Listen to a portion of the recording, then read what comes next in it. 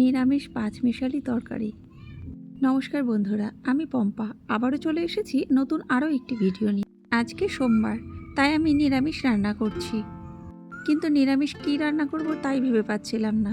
হঠাৎ করে দেখলাম ফ্রিজের মধ্যে সব রকমের সবজি রয়েছে, সাথে ডাঁটাও রয়েছে, তাই ভেবে নিলাম আজকে নিরামিষ ডাঁটা দিয়ে পাঁচমিশালি সবজি রান্না। তাহলে চলো কথা না বাড়িয়ে রান্না শুরু করে দিই। তরকারিগুলো আমি আগেই কেটে গুছিয়ে রেখে দিয়েছিলাম।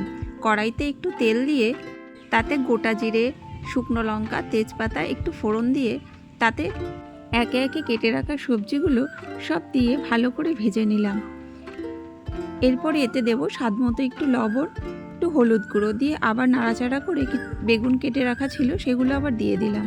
দিয়ে ভালো করে তরকারিটা একটু নেড়েচেড়ে ঢাকা দিয়ে দেবো। তরকারিটা ঢাকা দেওয়ার পরে কিছুক্ষণ পরে দেখা যাবে এর থেকে সবজির থেকেই জল বেরিয়েছে।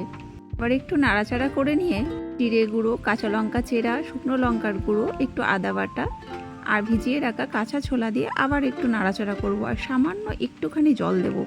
এবার একটু নাড়াচাড়া করে এতে দিয়ে দেব চিনি আর দেব ভাজা মশলা।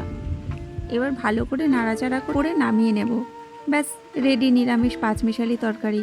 এটা কিন্তু গরম ভাতের সাথে খেতে কিন্তু বেশ ভালোই লাগে।